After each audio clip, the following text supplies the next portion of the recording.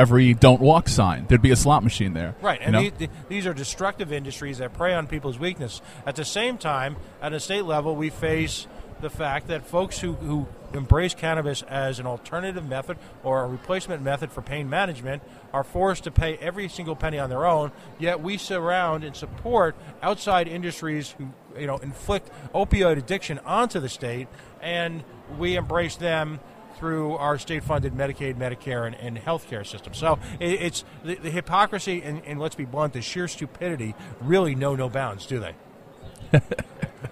Just saying. I couldn't say it any better.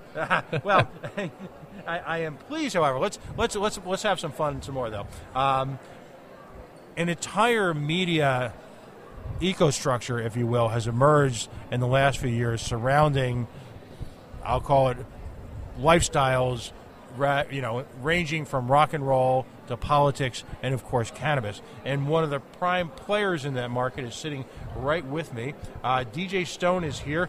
He owns and runs 1000 Watts Magazine, which is a print publication free of charge to support folks in the entire cannabis community. Their watchwords are a bright idea for patients by patients. It's a print publication. They are also available online at 1000wattsmagazine.com. DJ Stone, welcome back to the airwaves of Rhode Island. Thank you. I really like what you were saying. 1000 Watts was actually put together in the last 5 years. We started when the economy was really, really bad here.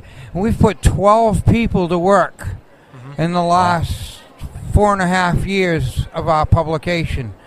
Graphic people, ad people, sales people, distribution people. And that was my vision. My vision was I was a building contractor for 40 years, and all of a sudden there was no work. And I said, what am I going to do? I didn't want to sell weed or anything, but I knew this industry was coming. So I knew the information age was here. So what I figured was 1000 Watts, we'd gather information. When I first became a patient, I'd ask somebody one question, and I'd get one answer, and I'd ask somebody else, and I'd get a different answer. So what we tried to do is provide the answers. We actually have a group of girls called the Hydro Honeys that will actually, you can write to them. They will research your questions for you and write you back, and sometimes we even publish them. We support all these businesses out here, these grow shops, the local grow shops. When we started here in Rhode Island, we had every grow shop in Rhode Island was in the magazine in the beginning. One of the things that we kind of talked off the air, Pat and I, is that the traditional media outlets, some of them at least, they don't want these advertisers. I mean, they're being turned away by some of the traditional media outlets. They want to advertise. They have a business. They're providing a service or a product, and the traditional media outlets are turning them away. Well, there's still a stereotype up there. There's actually some companies out there that are telling the head shops and stuff like this, because they have to call them smoke shops. All right? Oh, you can't advertise in a cannabis magazine. So we have the stigma reversed also. All right? So, which, by the way, if anybody is out there listening and they're in this situation, Pat Ford and I will gladly take your advertising dollars, so don't be shy. Exactly. Now, I'm thumbing through the magazine, and this is a powerful, powerful resource here. And when I say resource, you've got individual articles addressing issues, legal issues. You're addressing individual, let's just say, approaches to different medication and pain management for a variety of illnesses. At the same time, through its advertising and through contributions from its advertisers, you've got a powerful resource of where to go to literally address every single issue revolving your particular situation as it affects medical cannabis. The political implications, ongoing festivals and fairs where you can find product, and then, of course, question and answer sessions, different agencies that are provided. It's just wonderful, wonderful stuff. And, if you find yourself in a situation medically, God forbid, where pain management, whether it be chronic occurrence and reoccurrence of different cancers, intestinal, all the different issues that unfortunately are part of our lives. To have a resource like this is just phenomenal. I mean, it's literally the work of the gods. I mean, congratulations to you guys. This is great stuff. Where can people find this magazine? Our magazine is available at just about all the grow shops in Rhode Island, most of the head shops. We have we distribute 30,000 magazines a month. We're very heavily in California, Colorado, Washington, Rhode Island, Massachusetts, Maine. Mostly the grow shops, the head shops, and smoke shops. But if you can't find it, you can also call us and we will send you the magazine for free. All we ask is you pay the postage. Mm-hmm. Also, I wanted to mention, you talked about pain management. I'm a Vietnam vet. I was shot in Vietnam by friendly fire in 1973. The U.S. Navy made me an opiate addict for about 7.5 years. Mm-hmm. I proceeded to get sober in 1984. For the first 2 years, doctors tried to put all sorts of pills on me. Wow, and they really messed me up. Yeah. And so I just got 31 years sober this month, and it's only because of cannabis. Mm-hmm. And, we hear, that was the Vietnam era, and we hear that same exact story from folks coming back now from Iraq and Afghanistan, and there's been no change. PTSD's on the ballot in Rhode Island. Please write to your congressmen, your senators. PTSD, there is a bill on the congressman. Write to your local senators and representatives. Ask them to support it. Mm-hmm. I'm looking through the magazine. I mean, this is one of my kicking colitis to the curb. We've got an entire nation now that is just seemingly wrapped up with, given the prevalence of all these artificial foods, all these artificial additives. We've got a food supply that's really just been completely perverted by big agra and big corporate food interests over the last 20 years. So, or as we like to call them, the Counts of Monsanto.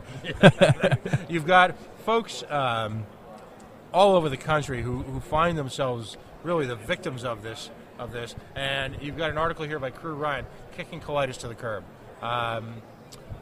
Giving some really straightforward information in terms of how to use cannabis to manage some of the side effects, if you will, and some of the day-to-day issues involved with people who have colitis. So, it's just a comprehensive resource, and and there's some fun in here too as well. There's, it's just a great read. Website similar? You got similar kind of content right up on the web? Yes, and also we have pictures, connections to other websites for resources. Also, you mentioned colitis. I just did a story. There's a fellow out in Seattle, Washington, named Matt Gordon, and he's invented a strain that is being used right now for Alzheimer's. All right? We are the generation of Alzheimer's. Right. This is a special strain.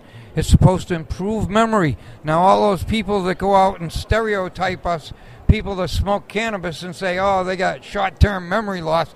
Here's a proof that that Old Toby is the name of the strain. It's being grown by Red Rock in Colorado, being distributed very heavily in Colorado for Alzheimer's. Mm-hmm. All right? So there's a lot of strains now. Different strains for different folks. Mm-hmm. We recommend. That's what we talk about in our magazine. It's your medicine. It's up to you to do the research. We talk about try to do it responsibly. We tell people not to carry a baggie in their back pocket while they're walking down the street. Treat it in a jar. Treat it responsible. We're trying to get rid of the stereotype of the old hippie smoking joints on the corner. We didn't back. Another thing I promote is don't pass the joint around. Mm-hmm. We don't pass our pills around. Yeah. Right.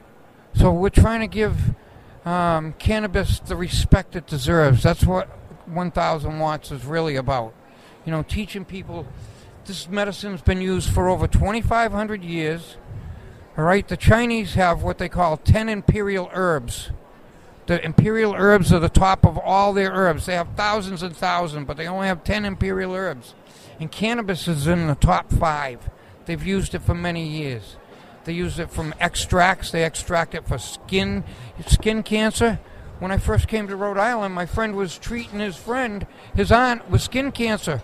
She went to the doctor, and the doctors were amazed. The skin cancer was gone.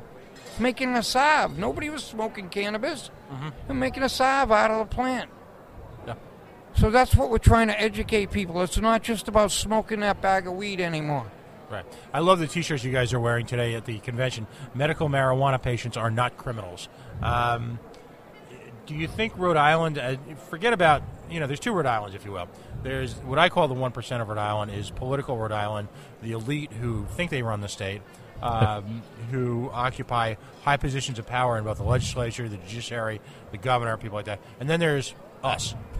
Do you think amongst us, whether, the tide has finally turned?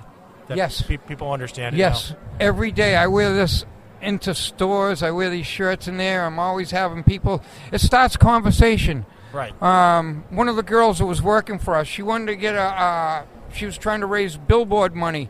Just say cannabis, talk about it. Because that's what we need to do. We need to start talking about it mainstream. And people are doing it. Wherever I go, oh, my uncle's a patient, my aunt's a patient, oh, my cousin has cancer. People are starting to talk about it. It's open now. Right.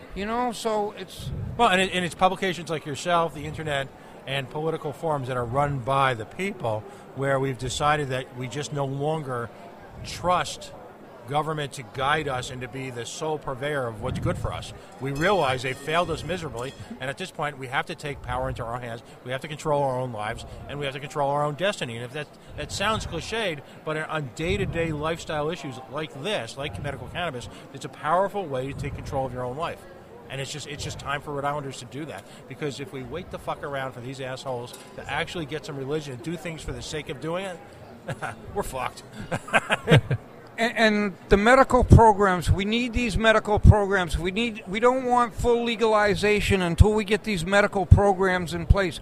Because what's going to happen is, like in Seattle, Washington, the patients are all getting wiped out now.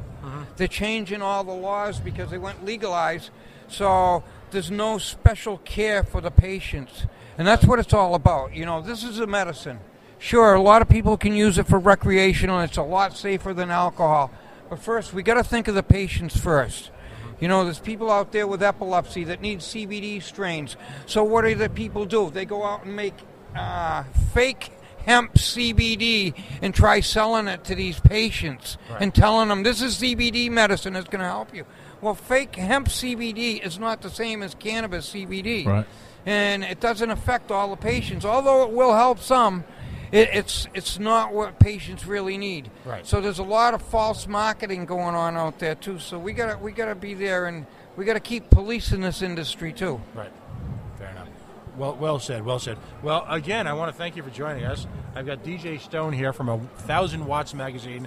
If you didn't catch the beginning of the interview, let me tell you exactly where to find that. Grow shops across Rhode Island, head shops across this region, as well as on the web at 1000 Watts. It's 1000 WATTS magazine.com. It is a free publication that benefits both members of people supporting and research around the cannabis community. It's a wonderful resource. I think we should get it to everyone's attention. Thank you so much for coming on. Thank you, sir. It's great to always support our fellow alternative media folks, and we really are seeing a cottage industry grow up around this. And of course, one of the big uses for medical marijuana are folks like P.O. Taxpayer and I that have appetite problems. We just we're wasting away to nothing back here, and that's key when it comes to you think of the old stereotype of somebody getting the munchies. Now you think of somebody that's having appetite issues. But well, you see me and you think of one thing. I clearly need more carbs.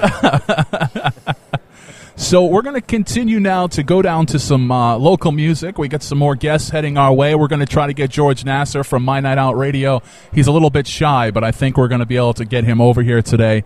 And we have some great local music on tap for you. Up next, actually, it kind of ties into Rhode Island Free Radio because Davey Moore from this next band will be coming on board for the Midday Podcast starting 1 week from today. And we're going to hear some Satellites Fall now, and this is a track called One Night. You are tuned in to Rhode Island Free Radio, online at